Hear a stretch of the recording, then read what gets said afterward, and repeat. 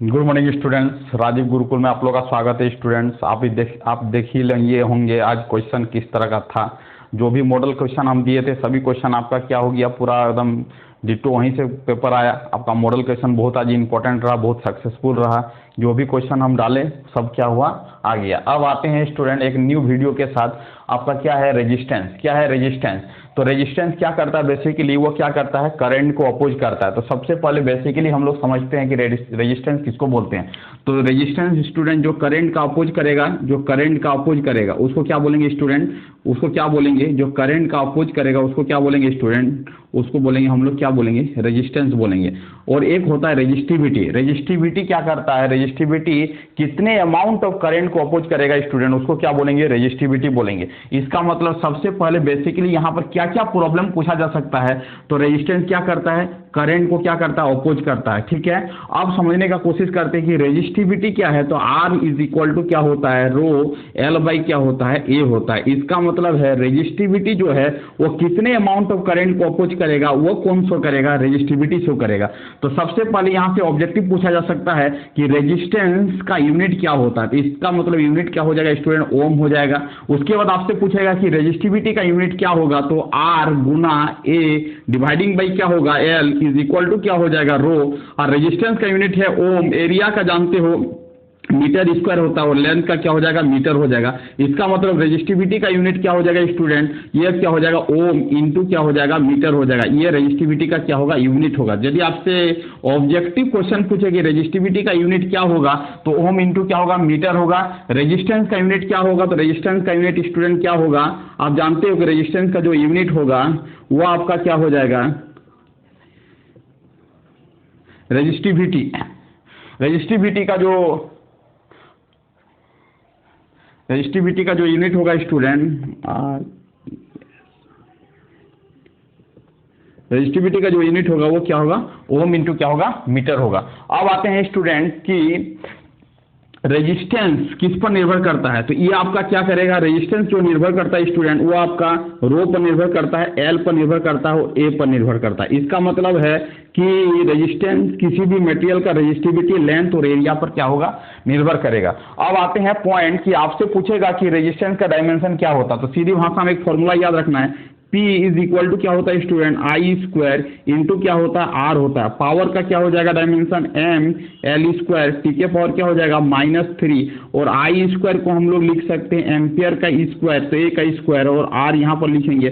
तो आर का रेजिस्टेंस का यदि डायमेंशन पूछे स्टूडेंट तो M L स्क्वायर टी के पावर -3 और ए के पावर क्या लिखना है, -2 लिखना है। आपको एक सेकंड में याद करवाते हैं, ये फॉर्मूला याद रखना है। P is equal to I square into क्या लिखना है, आर लिखना है। P को लिखना है M L स्क्वायर टी के पावर -3, और ये आई स्क्वायर है तो क्या लिखना है, ए के पावर स्क्वायर लिखना है, इज इक्वल टू की लिखना R, और R का जो डायमेंशन होगा student M L square T के पावर -3 और ए के पावर क्या होगा, -2 होगा। तो आपका ऑब्जेक्टिव और पॉइंट ऑफ व्यू से आपका ये पूछा जा सकता है कि रेजिस्टेंस का फॉर्मूला क्या है।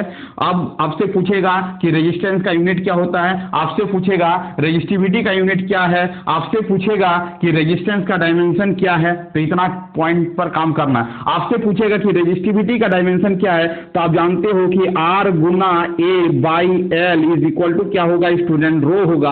और रेजिस्टेंस का आप डायमेंशन निकाल ही चुके हो, M L स्क्वायर टी के पावर -3 और A के पावर क्या होगा, -2, और A मतलब एरिया, एरिया का मतलब L स्क्वायर, और ये आपका लेंथ, ये आपका कैंसिल हो गया स्टूडेंट। तो आप बोल सकते हो कि M L के पावर 3 टी के पावर क्या हो जाएगा, -3 और A के पावर क्या हो जाएगा, -2।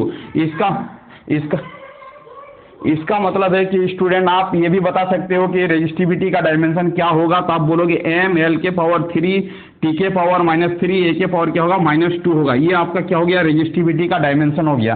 तो ये भी आप कंप्लीट कर लिए हो कि आपसे पूछेगा कि रेजिस्टेंस का यूनिट क्या होता है, ओम। रेजिस्टेंस का डायमेंशन क्या होता है, M L स्क्वायर टी के पावर -3 ए के पावर -2। रेजिस्टेंस का फॉर्मूला क्या होता है, R is equal to rho L by A। उसके बाद पूछेगा कि रेजिस्टिविटी का डायमेंशन क्या होता है, M L स्क्वायर टी के पावर -3 ए के पावर -2।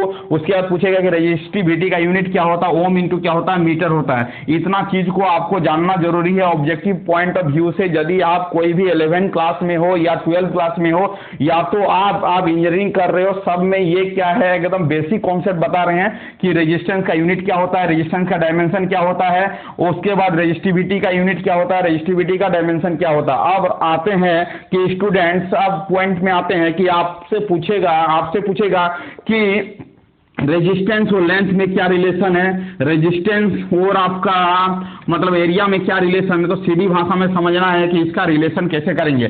यदि आपका कंडक्टर को हम लोग स्टूडेंट स्ट्रेचिंग नहीं करेंगे, विदाउट स्ट्रेचिंग, पहला कंडीशन बताते हैं विदाउट स्ट्रेचिंग, मतलब हम लोग क्या कर रहे हैं, कंडक्टर को स्ट्रेचिंग नहीं कर रहे हैं, तब आपका रिलेशन बता रहा हूं। विदाउट स्ट्रेचिंग, यदि स्ट्रेचिंग नहीं कर रहे हैं तब उस कंडीशन में क्या होगा, विदाउट स्ट्रेच हम लोग स्ट्रेच नहीं कर रहे हैं, उस कंडीशन में हम क्या कर रहे हैं, हम स्टूडेंट आपका कंडीशन को बता रहे हैं कि विदाउट स्ट्रेचिंग में क्या क्या केस होने वाला है। अब देखो सीधी भाषा में समझो कि यदि विदाउट स्ट्रेचिंग रहेगा तो आर का जो formula R is equal to rho L by क्या होगा, ए होगा। इसका मतलब है स्टूडेंट कि R1 by R2 is equal to हम लोग लिख सकते हैं स्टूडेंट, इसी से लिख सकते हैं कि यदि R1 को लिखेंगे तो रो 1 बाई क्या होगा, L1 बाई क्या होगा, A1 होगा। ये पहला इक्वेशन माने विदाउट स्ट्रेचिंग में। R2 का जो वैल्यू होगा वो क्या होगा, रो 2 L2 बाई क्या होगा, A2 होगा। इक्वेशन नंबर क्या मानेंगे स्टूडेंट, 2 मानेंगे। इक्वेशन 1 को 2 से क्या करेंगे, डिवाइड करेंगे, वी गेट मतलब क्या मिलेगा उसको देखते हैं। अब देखो R1 by R2 is equal to क्या होगा, रो 1 L1 बाई क्या होगा, A1, ये आपका A2 ऊपर चला जाएगा, ये आपका क्या हो जाएगा, रो 2, और ये क्या हो जाएगा स्टूडेंट, L2 हो जाएगा। जब आप देखो रेजिस्टिविटी क्या है, टाइप्स ऑफ मटेरियल पर निर्भर करता है। यदि आपका मटेरियल सेम है तो हम बोल सकते हैं रो 1 इज इक्वल टू क्या होगा, रो 2 होगा। अब देखो सीधी बात में समझने का कोशिश करो कि R1 by R2 is equal to क्या होगा, रो 1 रो 2 कैंसिल हो जाएगा, दोनों इक्वल हो गया। तो इसका मतलब L1 बाई क्या होगा, L2 वो लिखेंगे, A2 बाई क्या लिखेंगे, A1 लिखेंगे। इसका मतलब यहाँ से प्रॉब्लम किस तरह बनाएंगे, तो इसका मतलब है रेजिस्टेंस और एरिया में ये रिलेशन होता है। तो आपसे पूछेगा विदाउट स्ट्रेचिंग में R1 और R2 में क्या रिलेशन है, तो आपको बोलना R1 R2 is equal to क्या होगा, L1 बाई क्या होगा स्टूडेंट, L2 होगा। L1 बाई क्या होगा, L2 होगा। अब देखो सीधी भाषा में समझने का कोशिश करो, यदि स्ट्रेचिंग नहीं करेंगे तो आपका क्या होने वाला है। देखो यदि स्ट्रेचिंग नहीं करेंगे तो आपका क्या होगा, यदि एक कंडक्टर है इस तरह करके और इस कंडक्टर को इस तरह लिए हैं, ये आपका क्या है, कंडक्टर है, इसको स्ट्रेचिंग नहीं करें, एक कंडक्टर को यहाँ पर क्या करें, फिर से ज्वाइनिंग करें। इसका मतलब इस कंडक्टर का क्या होगा, क्रॉस सेक्शनल एरिया तो सेम होगा क्योंकि स्ट्रेचिंग नहीं किए। भले ये आपका क्या पहले था, इसको एक कंडक्टर ऐसा था, उसको क्या किए हैं, एक कंडक्टर दूसरे कंडक्टर से क्या किया, अटैचमेंट किए हैं। इसका मतलब इसका लेंथ यदि L1 है तो ये वाला पूरा लेंथ क्या हो जाएगा स्टूडेंट, L2 हो जाएगा। और इसका क्रॉस सेक्शनल एरिया अभी भी क्या है, दोनों का केस में यदि सेम है, ये क्या है, सेम है। इसका मतलब हम बोल सकते हैं कि R1 by R2 is equal to क्या होगा, L1 बाई क्या होगा, L2 होगा। ये रिलेशन आपको क्या करना है, याद रखना है। अब सीधी भाषा में ये भी याद रखना है कि R1 by R2 is equal to area के टर्म में पूछे तो एरिया के टर्म में यदि आपका स्ट्रेचिंग यदि नहीं किया है तो आप लिख सकते हैं R1 by R2 equal to क्या होगा, L1 बाई L2 होगा विदाउट स्ट्रेचिंग, क्योंकि क्रॉस सेक्शनल एरिया क्या होगा आपका सेम होगा। यहाँ पर यदि आपका A1 है तो ये वाला भी A2 भी क्या होगा, इसी को फिट कर रहे तो ये A2 होगा। इसका मतलब हम बोल सकते हैं उस केस में A1 इज इक्वल टू क्या होगा, A2 होगा। तो आपका रिलेशन निकलेगा R1 by R2 is equal to L1 by क्या होगा, L2 होगा विदाउट स्ट्रेचिंग केस में। तो L1 बाई क्या लिखेंगे, L2। ये वाला फॉर्मूला याद रखना है कि रेजिस्टेंस और लेंथ में आपका रिलेशन क्या होता है। जब हम लोग क्या कर रहे हैं, वायर को स्ट्रेचिंग नहीं कर रहे हैं, तब आपका फॉर्मूला ये होगा, R1 by R2 is equal to L1 by क्या होगा, L2 होगा। इसको याद रखना है, ये वाला कॉन्सेप्ट को आपको लिख लेना है। अब देखो, अब यदि हम लोग स्ट्रेचिंग करते हैं वायर को तो उसका रिलेशन क्या होगा, ये आपका रिलेशन आ गया R1 by R2 is equal to L1 by L2 without stretching case में। अब स्टूडेंट देखते हैं कि स्ट्रेचिंग वाला केस में क्या होगा। स्ट्रेच वाला केस में क्या होगा आपका रिलेशन। तो आप देखो एक कंडक्टर है, उसको हम लोग क्या कर रहे हैं, स्ट्रेचिंग कर रहे हैं। इसका मतलब स्टूडेंट एक कंडक्टर लेते हैं आपका, और इस कंडक्टर को, ये वाला आपका कंडक्टर है, अब देखो ये वाला इनिशियल केस में इस तरह करके कंडक्टर था, इसका आपका क्रॉस सेक्शनल एरिया क्या है, इसका क्रॉस सेक्शनल एरिया हम लोग माने स्टूडेंट A1, इसका लेंथ को माने हैं हम लोग क्या माने हैं L1, ठीक है। इस कंडक्टर को हम लोग स्ट्रेचिंग कर रहे हैं। स्ट्रेचिंग जब भी करेंगे तो ये क्या होगा, इसका एरिया में एरिया डिक्रीज करेगा, वो लेंथ में क्या होगा, इंक्रीज होगा। इसका मतलब इसका एरिया क्या हो गया, डिक्रीज कर गया, देखो स्टूडेंट, और इसका लेंथ क्या हो गया, इंक्रीज कर गया। इसका मतलब जब भी किसी चीज को स्ट्रेचिंग करेंगे, जब भी कोई चीज को स्ट्रेचिंग करेंगे तो इसका लेंथ क्या होगा, इंक्रीज करेगा, और क्रॉस सेक्शनल एरिया क्या होगा, घटेगा। इसका मतलब ये आपका हो गया A2 और ये आपका क्या हो गया L2। बट इस केस में क्या होगा, इसी वायर को स्ट्रेचिंग कर रहे हैं, तो जब इसको स्ट्रेचिंग करेंगे तो उस केस में क्या रहेगा स्टूडेंट, इसका वॉल्यूम और इसका वॉल्यूम दोनों का क्या रहेगा, सेम रहेगा। इसका मतलब इस केस में V1 और इस केस का V2 दोनों क्या रहेगा, इक्वल रहेगा। V का मतलब होगा स्टूडेंट वॉल्यूम, V का मतलब क्या होगा, वॉल्यूम, मतलब पहला केस का वॉल्यूम और दूसरे केस का वॉल्यूम दोनों क्या होगा, इक्वल होगा। ये चीज को याद रखना। अब हम रिलेशन फाइंड आउट करते हैं कि आपका रिलेशन क्या होगा। तो आप जानते हो कि R इज इक्वल टू क्या होता है, रो L बाई क्या होता है, A होता है, ठीक है। यदि पहला रेजिस्टेंस R1 मानेंगे, इसको रो1 मानेंगे, इसको L1 और इसको क्या मानेंगे, A1, ठीक है स्टूडेंट। ये आपका केस नंबर 1 हो गया। दूसरे केस में क्या होगा, R2 इज इक्वल टू क्या होगा, रो2 और L2 और क्या होगा, A2 होगा। ये आपका क्या होगा, दूसरे केस में होगा, ठीक है। इसको डिवाइड करेंगे, R1 by R2 is equal to क्या हो जाएगा आपका, यदि टाइप्स ऑफ मटेरियल सेम है तो रो1 इज इक्वल टू क्या होगा, रो2 होगा। इसको जब डिवाइड करेंगे तो L1 बाई क्या होगा, L2, और ये क्या हो जाएगा, ये ऊपर चला जाएगा, A2 बाई क्या होगा, A1 होगा। आपको पता है, हम अभी जस्ट प्रूव किए हैं। अब देखो स्टूडेंट, इसको समझने का कोशिश करते हैं, ये वाला स्ट्रेचिंग केस में क्या रिलेशन डेवलप होगा। तो दोनों केस में वॉल्यूम क्या होगा, V1 इज इक्वल टू क्या होगा, V2 होगा। और जानते हो कि वॉल्यूम का जो फॉर्मूला होता है एरिया गुना लेंथ, एरिया को लेंथ से मल्टीप्लाई करेंगे तो इसका वॉल्यूम निकलेगा, इसका एरिया को इसके लेंथ से मल्टीप्लाई करेंगे तो वॉल्यूम निकलेगा। इसका मतलब हम लिख सकते हैं L1 और A1 इज इक्वल टू क्या लिखेंगे, L2 A2 लिखेंगे। इसका मतलब आपका एक रिलेशन आ रहा है, L1 by L2 is equal to क्या हो रहा है स्टूडेंट, A2 बाई क्या हो रहा है, A1 हो रहा है। इसको याद रखना है, इसको क्या करना है, याद रखना है। अब आते हैं पॉइंट पर, इस प्रॉब्लम पर आप देखते हैं तो ये क्या होगा, R1 बाई क्या होगा, R2 होगा। अब देखो, अब यदि लेंथ के साथ रिलेशन फाइंड आउट करना है तो एरिया को क्या करेंगे, रिप्लेस करेंगे। एरिया को कैसे रिप्लेस करेंगे, तो एरिया की जगह पर ये वाला वैल्यू को पुट करेंगे। L1 बाई क्या हो जाएगा स्टूडेंट, L2। इसका मतलब R1 by R2 is equal to क्या हो जाएगा, L1 बाई L2 का क्या हो जाएगा, होल स्क्वायर आ जाएगा। इसका मतलब आपका यदि किसी भी कंडक्टर को स्ट्रेचिंग करेंगे तो रेजिस्टेंस और लेंथ में ये फॉर्मूला आएगा, R1 by R2 is equal to L1 by L2 का क्या होगा, होल स्क्वायर होगा। इसको क्या करना, बाय हर्ट याद रखना है। इसको क्या करना है, बाय हर्ट याद रखना इंपॉर्टेंट है। उसके बाद आपसे पूछेगा कि एरिया में क्या रिलेशन है। तो अब क्या करते हैं स्टूडेंट, ये आपका मेन फॉर्मूला है, एक इक्वेशन है। अब हम लोग लिखते हैं फ्रॉम ए से लिखते हैं कि R1 बाई क्या है, R2 है। यहाँ पर क्या लिखेंगे स्टूडेंट, L1 बाई क्या लिखेंगे, L2 इक्वल टू क्या A2 बाई क्या लिखेंगे, A1 लिखेंगे। अब L1 बाई L2 के जगह पर हम वैल्यू पुट करेंगे, इसको रिप्लेस कर रहे हैं, लेंथ को रिप्लेस कर रहे हैं किससे, A2 बाई A1 से, गुना इसको वही कॉपी करेंगे, A2 बाई क्या होगा, A1 होगा। इसका मतलब स्टूडेंट आपका क्या हो गया, A2 बाई A1 का क्या हो गया, होल स्क्वायर आ गया। अब देखो ये R1 by R2 is equal to क्या हो गया आपका, A2 बाई A1 का क्या हो गया, होल स्क्वायर आ गया। इसका मतलब रेजिस्टेंस और एरिया में कंडीशन पूछे स्ट्रेचिंग केस में तो आपको ये भी फॉर्मूला को क्या करना है स्टूडेंट, याद रखना। इसका मतलब इस फॉर्मूले को आपको क्या करना है, याद रखना, ठीक है।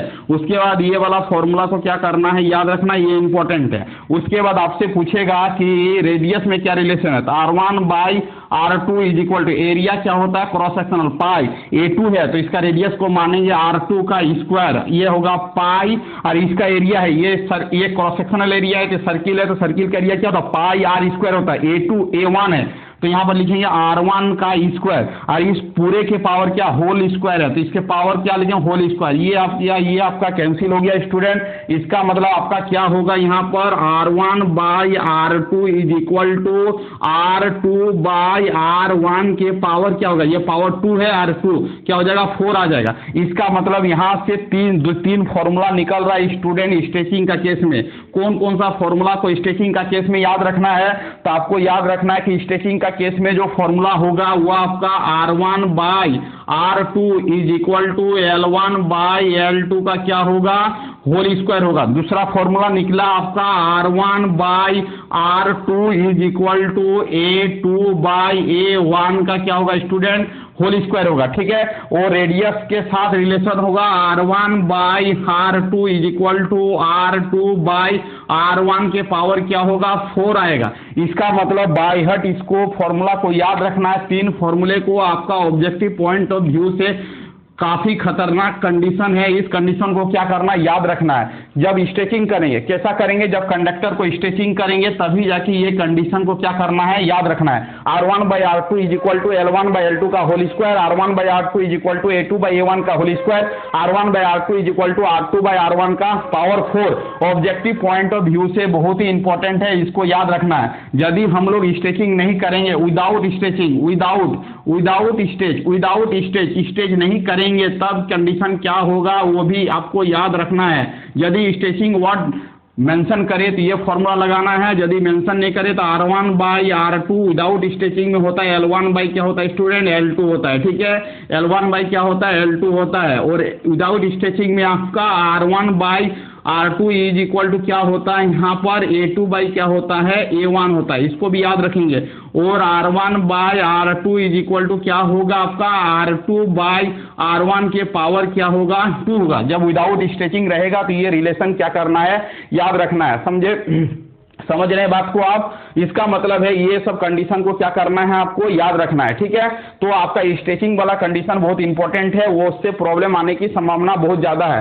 तो अब हम ये प्रॉब्लम लिख दिए हैं, एक प्रॉब्लम लिखे हैं स्टूडेंट। ये फॉर्मूला को हम बेसिक फॉर्मूला को बता दिए कि इससे प्रॉब्लम कैसे डिराइव होगा। अब एक प्रॉब्लम लिए हैं, उस प्रॉब्लम को देखते हैं इस फॉर्मूला में कैसे सॉल्व करते हैं। स्टूडेंट आपको ये नोट कर लेना अपने कॉपी में, ये रेजिस्टेंस रिलेटेड प्रॉब्लम यहीं से पूछा जाएगा, तो आप यहाँ पर नोट कर सकते हो। अब आगे की चलते हैं, ठीक है। ये वाला फॉर्मूला को हम रख दे रहे हैं यहीं पर, और आगे की ओर चलते हैं कि इस प्रॉब्लम को कैसे सॉल्व करेंगे। अब देखो इस प्रॉब्लम को कैसे हम सॉल्व करते हैं।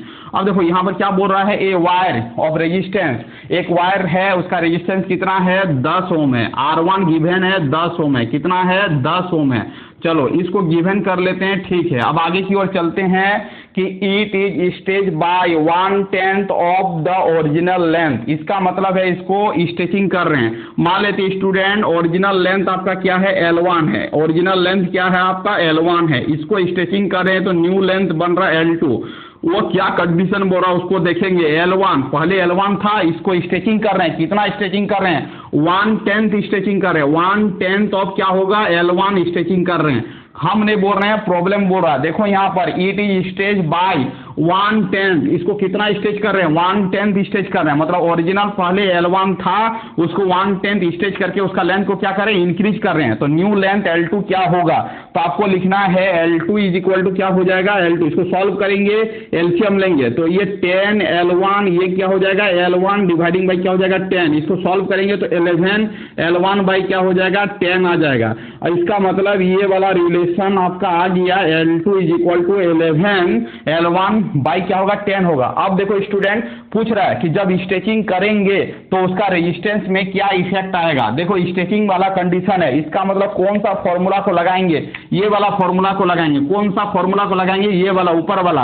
क्या लिखेंगे R1 बाई क्या लिखेंगे R2 is equal to L1 by L2 का क्या लिखेंगे होल स्क्वायर लिखेंगे, ठीक है। अब वैल्यू को पुट करते हैं। पहले लेंथ इनिशियल लेंथ क्या है स्टूडेंट L1 है, तो L1 के जगह पर L1 रखेंगे। L2 का वैल्यू क्या आया है 11 times of L1 dividing by 10 का क्या हो जाएगा होल स्क्वायर आ जाएगा। इसको सॉल्व करेंगे स्टूडेंट, 10 ऊपर जाएगा, L1 डिवाइडिंग बाई 11 L1 ये आ जाएगा, इसका होल स्क्वायर होगा। ये कैंसिल हो गया। अब क्या होगा स्टूडेंट, 10 का स्क्वायर मतलब क्या हो जाएगा 100, 11 का स्क्वायर मतलब क्या हो जाएगा आपका 121 आ जाएगा।